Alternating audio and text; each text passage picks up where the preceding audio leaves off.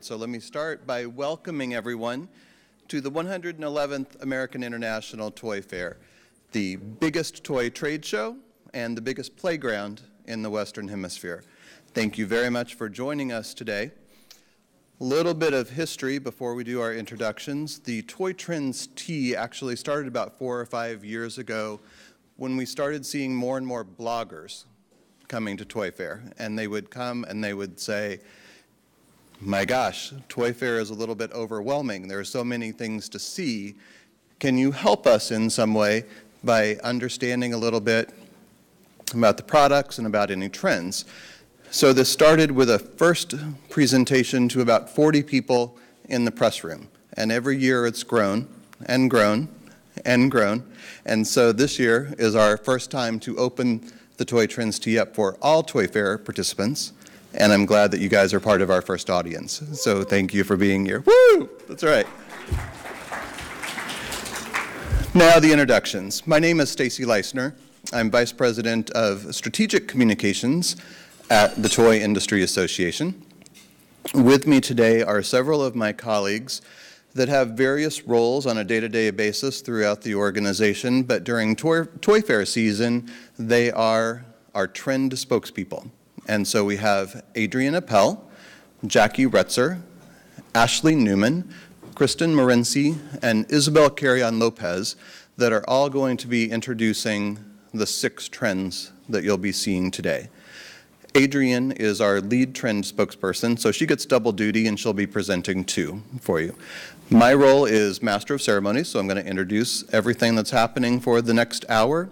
Each of our spokespersons are going to go through the tables, and so they're going to be floor level for you. So those of you that have the seats that are a little bit closest forward, you'll have the best view.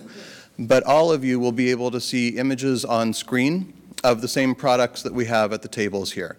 We've also added information about product name, company name, and booth number. So if you see something that you're really interested in, you'll be able to jot it down from the slides.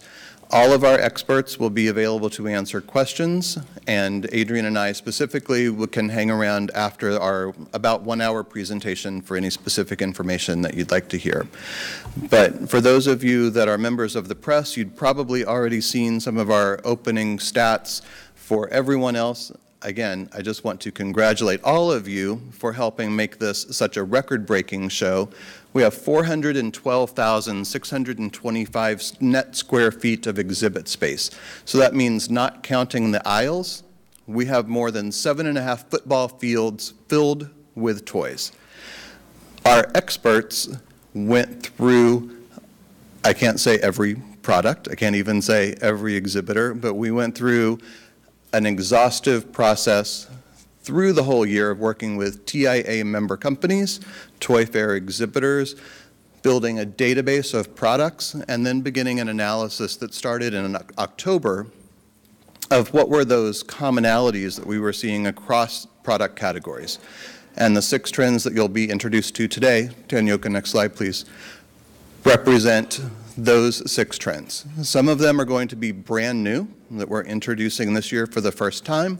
Some will be a continuation of something that we started to see in the past, but now we're at version 2.0.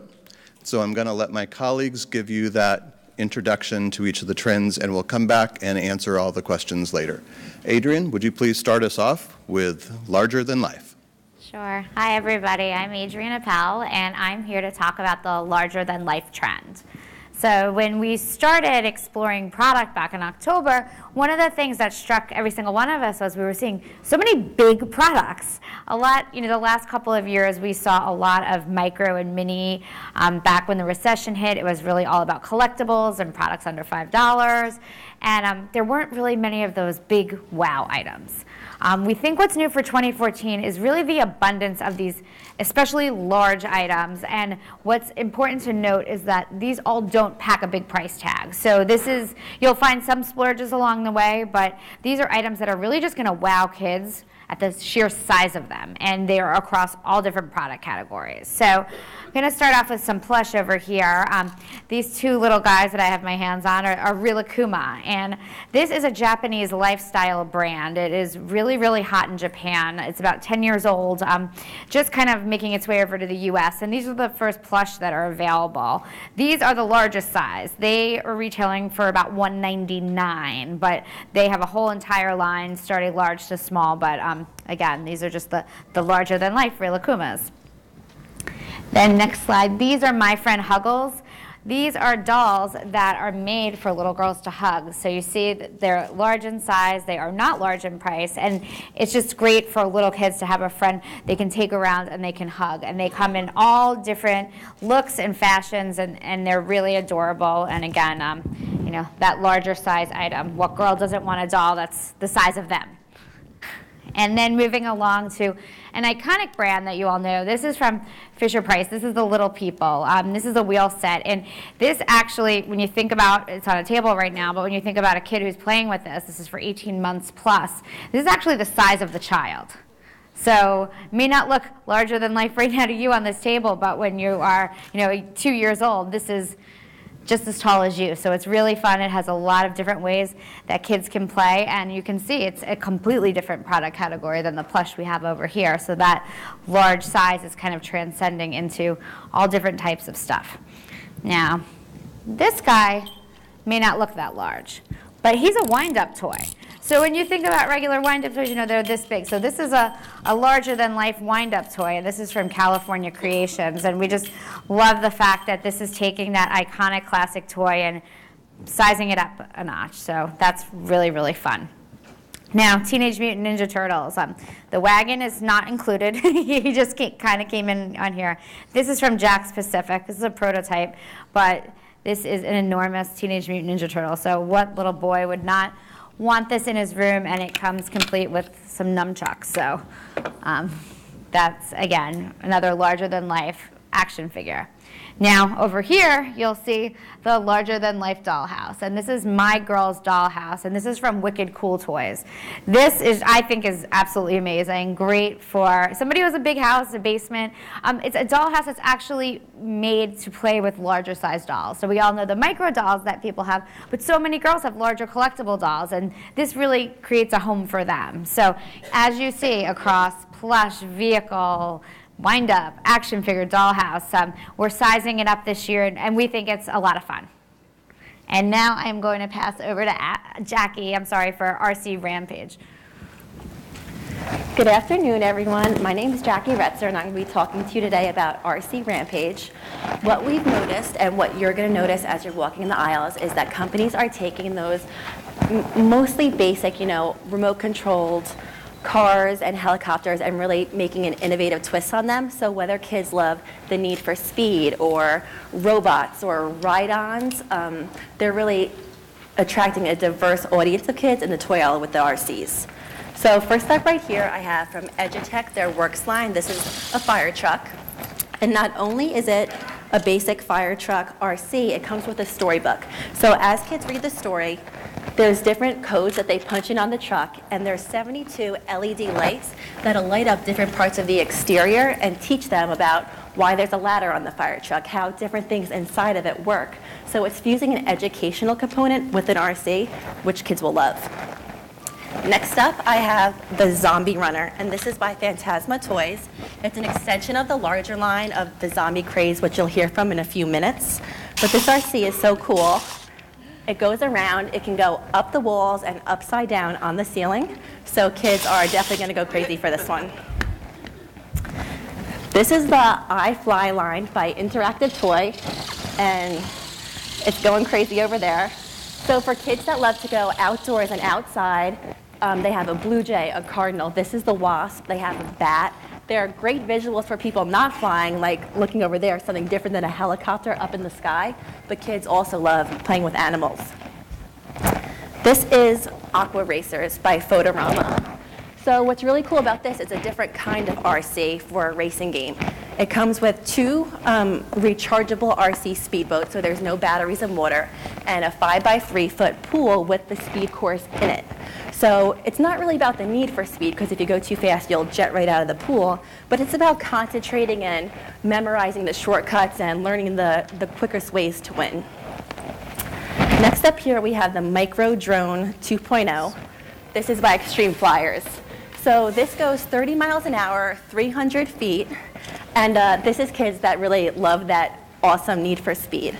And what's really cool about this is in April, Micro Drone 2.0 is launching the 3D printing marketplace. So kids can go online, and if they want to add extensions and make it a bigger drone, or add a shield and make it a roller copter, they build it on the app and they can print it out and add it to the drone.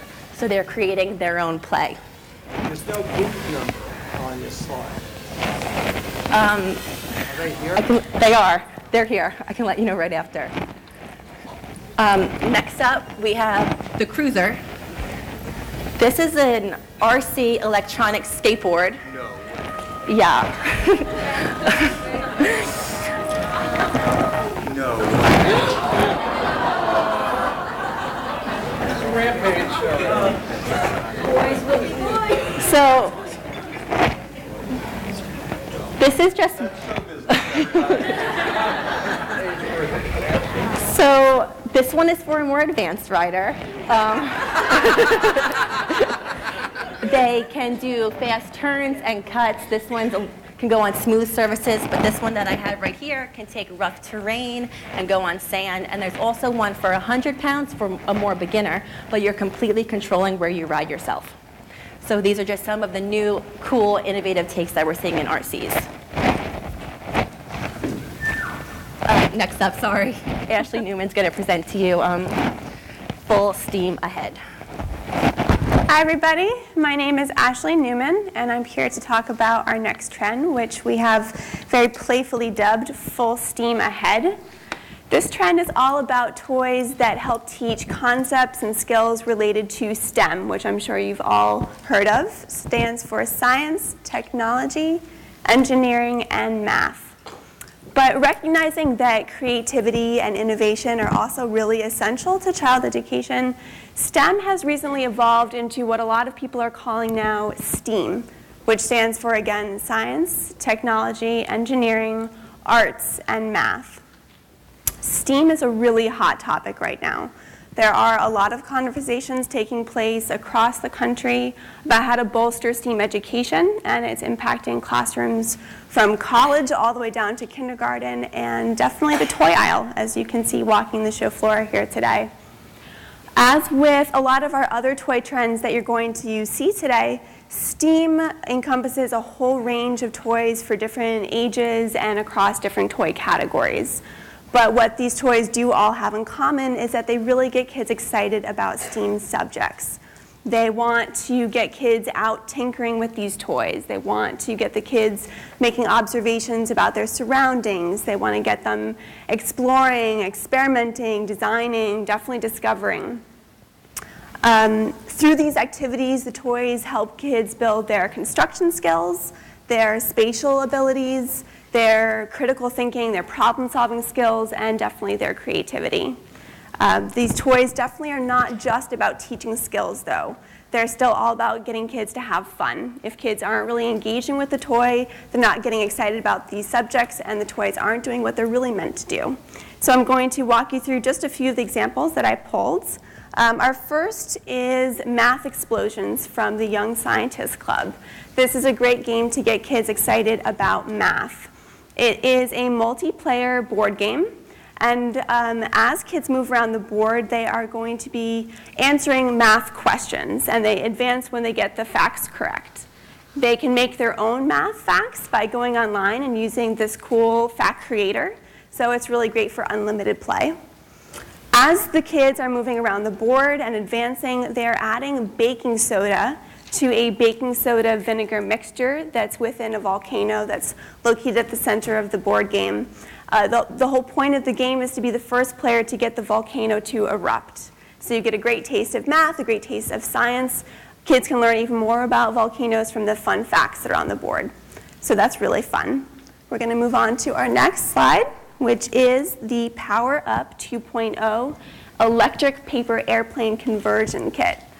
This kit definitely takes the fun of flying paper airplanes to a whole new level. It's a kit that comes with a template for kids to fold their own paper airplanes. And it gets them to experiment with different folds and try and figure out which fold is the best for flight. The kit also comes with, though, a motorized propeller and rotor, which is very cool. It easily slips onto the paper airplane, and it really makes the plane take to the skies.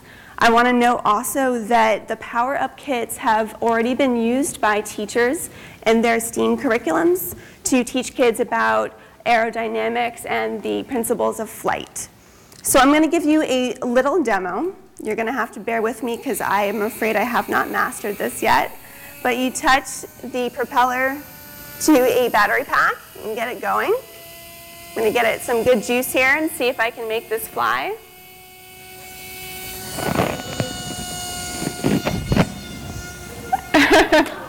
And there he goes.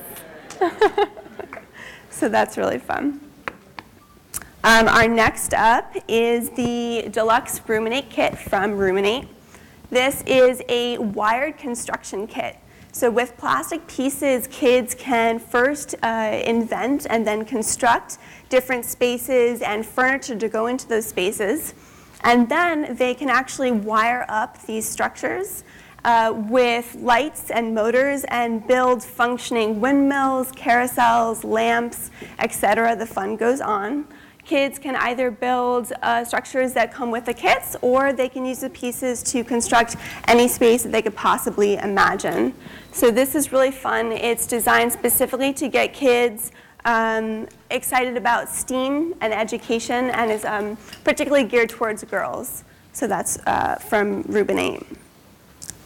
Our next one is Little Bits from Little Bits. This is a kit that's actually geared toward older kids, so this is for 14 plus exclusively. This is an electronic construction kit. It comes with color-coded modules that magnetically snap together to create circuits. These circuits can be combined to make larger electronics. Each little module or little bit serves a particular function. So some control lights and sounds, others serve as sensors or buttons. You can actually go around the household and pull different items to create projects, and then use the electronics that you've used with the little bits and combine them to bring your creations to life. So here I have an example of a little cardboard dog. And when I press the button, his bell goes off, he lights up, and it's a really fun way to get kids exposed to circuitry through open-ended play. Our next toy is going to be Vivets from Jakks Pacific. Now this is really aimed at the A in STEAM. This is a really fun building component to arts and crafts. They are little tiny bendable hexagon-shaped pieces that snap together, and kids can use them to create their own jewelry. They can make necklaces, bracelets, even functioning watches. They can also make fun accessories like picture frames and mirrors. So again, a really nice building component to arts and crafts. Lastly, but definitely not least, we have the Hexbugs Clawbutt from Hexbugs, excuse me. This is a really great way to introduce kids to robotics. This set comes with 600 different pieces and electronic components that kids can use to make a robot. The Clawbot in this particular set has a big claw on the front that opens and closes, it raises up and down. The great thing about the Clawbot is that once it's assembled, kids can drive it immediately, so no programming is necessary. If kids do want to program it, though, they can do so with one of two different programs that are available on the Hexbugs website. I also want to note that once kids have mastered this particular robot, they can use those pieces and electronic components to make any robot that they could possibly imagine. So again, a great introduction to robotics. These are just a few of the many, many samples of toys that are encouraging STEAM. So I encourage you all to get out there on the show floor and see what else is out there. I'm going to hand it over to my colleague Kristen, who's going to tell you about our next trends. Thank you.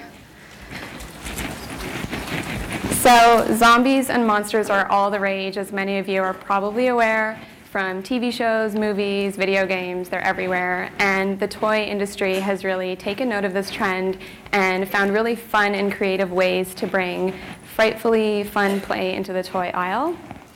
We have seen a really wide variety of zombie and monster-related products right here at Toy Fair, and they really span every category from RC, educational, plush, outdoor active toys. So I'm just going to talk through a few of these today. First, we have Pajama Monsters. This is from a brand new company here at Toy Fair. They have a really cute line of plush. They're all these little monsters. They come with a beautifully illustrated book, and it's really about teaching preschoolers not to be afraid of the dark. Next, we have Zombie Zitty. This is from Draco.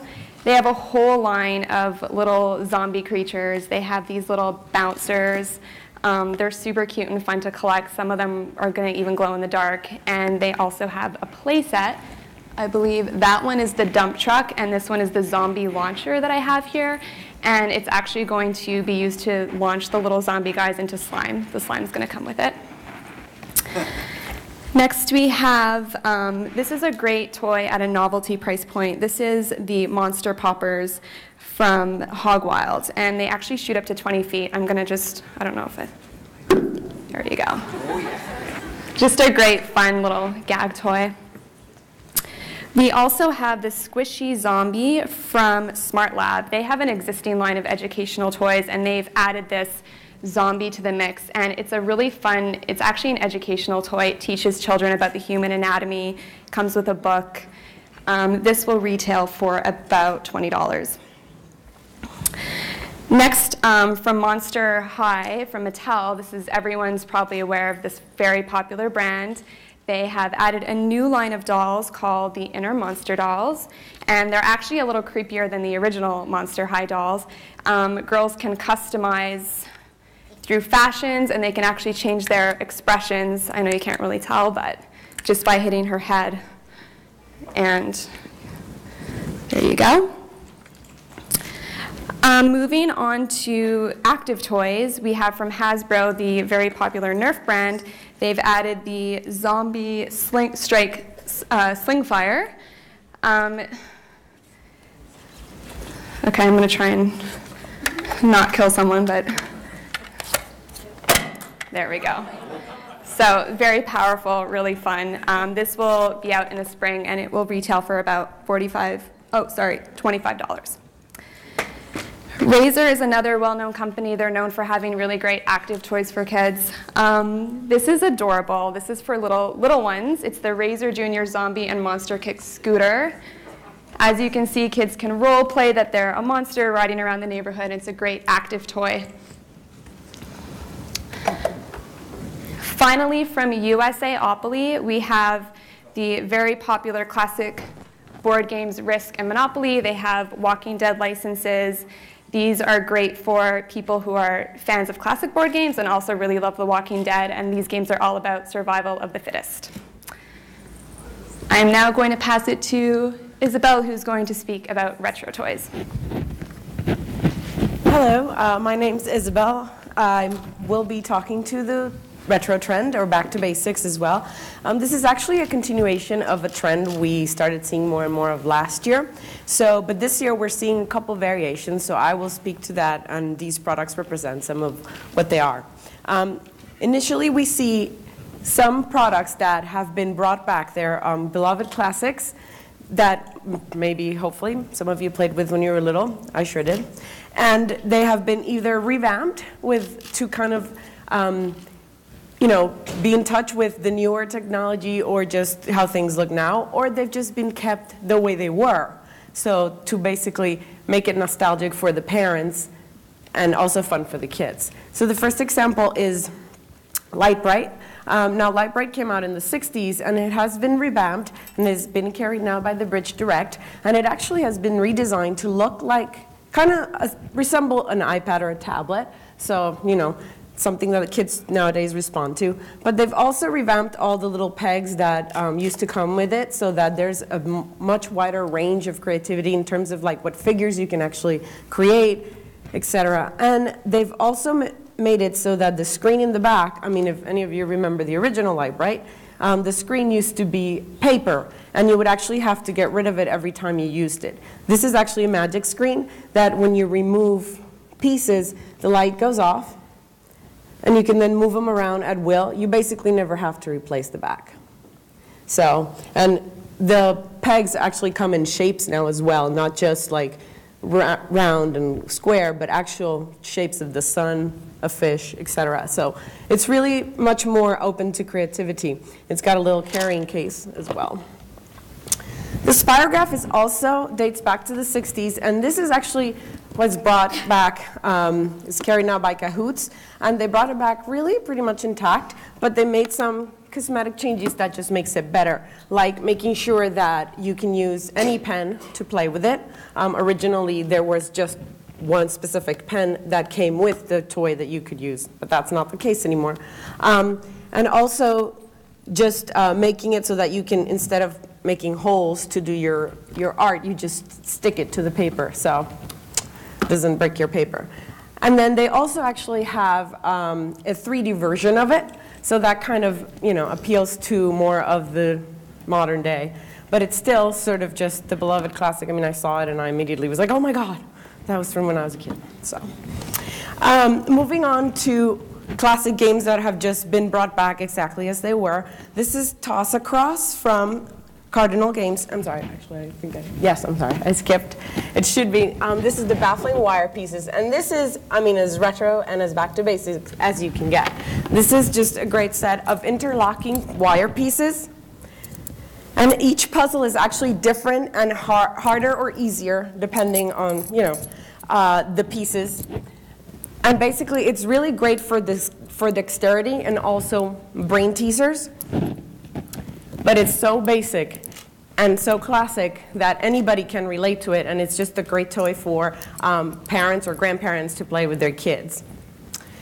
Then the next one is the Toys Across, which is also a retro game. You can't see the X and the O's because they're not here on this toy, but basically it's a take on tic-tac-toe where you just throw the beanbag trying to get either 3 X's or 3 O's across, you know, the usual tic-tac-toe way.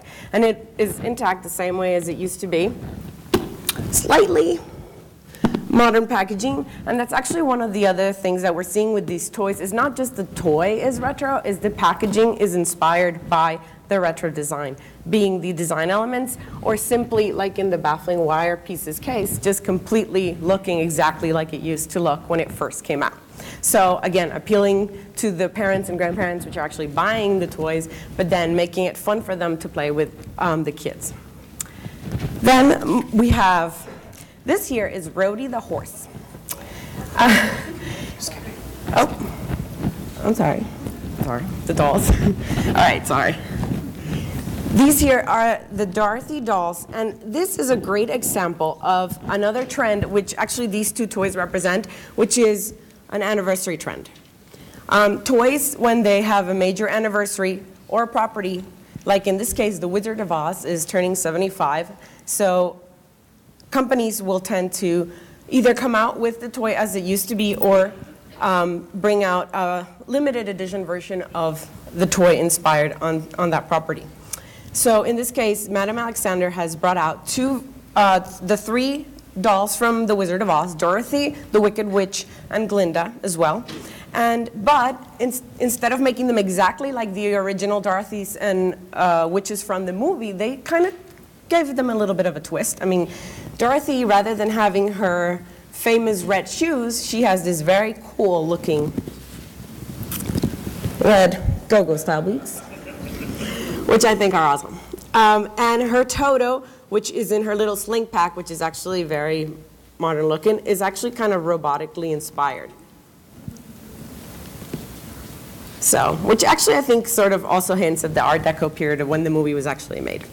And then lastly, we have our friends Rhodey the horse, and these guys are celebrating 30 years. And you know, they're evocative of the original bouncy horses from many, many years ago. And that's exactly their purpose, is really for little kids, especially infants and toddlers, to use them to bounce on, to develop their sense of coordination, balance, etc. But they're also so fun looking. You know, they're very soft because they're made of vinyl. And, you know, so they are huggable. And they're very soft in the kids. And they've looked this way ever since they were made. So really here you see just a sample of the very many toys that are out there that are either retro or retro-inspired, and you can find them across all the toy ranges. I mean, puzzles, games, dolls. So I hope you go around and take a look and enjoy some more. Now I'm going to pass it on to Adrian, who's going to finish us off. Okay, so I'm here to talk about another trend that we are dubbing custom built. And custom built is sort of a combination of a lot of different trends we're seeing. You may have noticed that in 2010, 2011, you know, there was this growth, even 2012, there was a huge growth within the construction category, double-digit growth. And that was typically more of, you know, Lego type bricks and that type of building. But what we came across from that and what we found from that is the desire to create and build things doesn't just need to be with a brick. So there are a lot of ways that kids can play where they're actually building things and designing.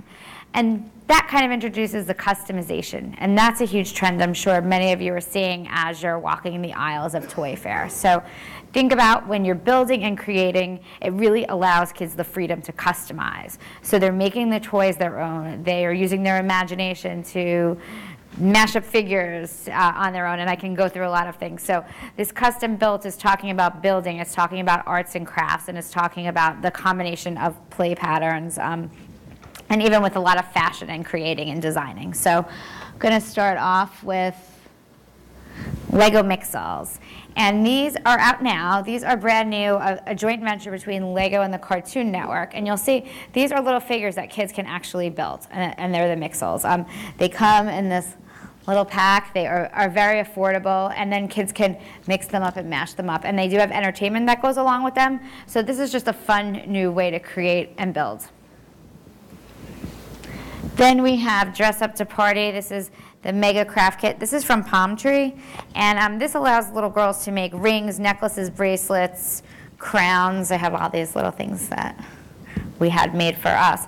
But really that customization, because this kit is huge. It comes with so many different pieces. So kids are really, whether it's stickers or molds, it's a great way to craft, and there's no glue and no mess. This is for younger kids. This is about 5+. Next, from Wookie. This is the Style Me Up Sweet Links. And what we loved about this is another crafting thing, but these are for a little bit of older kids. The fashion on some of these kits that you'll notice walking is secondhand. If I could wear some of this stuff right now, and you would think that I bought it at Saks. I'm not kidding. There's so many necklaces and earrings and bracelets that are just so creative, and it's really opening up the market for a tween or even teen girl, that these things aren't perceived as babyish, and they're allowed to kind of create, but it's still within a toy, and that's something that we really love. Now, talking about mashing up. Over here in the front, I have superhero mashers, and this is from Hasbro. These are the Marvel characters. So they come, they're separated, you put them together, you build them, and actually you can mash the different figures up. So if you want to have, you know, the Hulk's hand, but Spider-Man's head, so it's kind of taking those characters, those stories, and those powers. Kids are building their own action figures with the storylines, and the play is really endless, and they're really using their imagination, which is fantastic. Then Woodworks. This is a line that I really, really love. It's building different things like stationery holders, but you're actually using wood. So this is for ages 5 to 7. I'm going to pull some of this. This is sorry, this table was a little. This is a stationery holder that you can build out of wood. And then there's also a jet fighter. So you see all these different things that kids can create from these wood craft kits. And then they can color them, they can put the stickers on, and it's great for kids of all ages, and it's just different items. It's not just about, you know, making jewelry. It's really making your own toys. On the fashion end, we have the Loxies from Bandai. These are fashion dolls, but the girls are actually creating the fashion. So they'll come with the different fabrics, and they have a mechanism on their back where you use a special wand and you kind of click it in. So all of these fashions are created by the kids and inspired by the kids. But then after they're creating their fashions, they can take their dolls and they can go play. So it's adding to that play pattern. So that is kind of the custom built trend. You'll see it really is a combination of a lot of different ways to play, and these are just some of the examples. So that's custom built, and I don't know if I want to pass it over to Stacy, who is going to kind of wrap us up and see if you have any questions. So a question for the audience. What is it that you didn't hear us talk about today? We have seen a trend for several years now that always has an app-enabled or e-connected component, and we're certainly seeing digital play out there. There's the Digital Kids Conference that's happening across the hall. There are very sophisticated products from manufacturers that are still being made. I think toy companies are actually doing a much better job in looking at how technology can create open-ended play patterns and enhance the way children are playing. But we see an equal emphasis in looking at traditional toys and play. That kids today, our key target market for the toy industry, are now being born into an age of they're digital natives. So it really takes quite a bit for them to be wowed by a new technology. The toy industry, we believe, has always had some component of technology, whether it was the first mechanical elements of a wind-up toy or adding batteries, or now a more digital component. But I think we're constantly keeping pace or being a step ahead of the fashion industry or the fashion forward trends. And so this year, what we saw that was really interesting from our perspective is the balance of traditional toys and the fact that toy makers and also just society in general seems to be looking at a balance of traditional and digital play, and in fact creating a well-rounded day of play. There's a question, sir. Kind of a question and a comment. I think you hit on it, but taking it one step further, I think also I was seeing how kids are creating their own toy environments for themselves, where they're, creating interactive communities, and whether it's video games or gameplay, but I also think creating these mashup videos. I think we're going to see more going in that direction. I don't know how to get ahead of it. They'll have their own environment online, and we won't know what the hell. Right, absolutely. I mean, one of the observations that a lot of people had been making about digital play when it was first being introduced and first developing is that it was very linear type of play. It was very directed. And now the evolution is creating a digital environment that is much more open-ended, a true open-ended play pattern as you were describing. Yes. All right, thank you everyone for being with us. We appreciate your attention.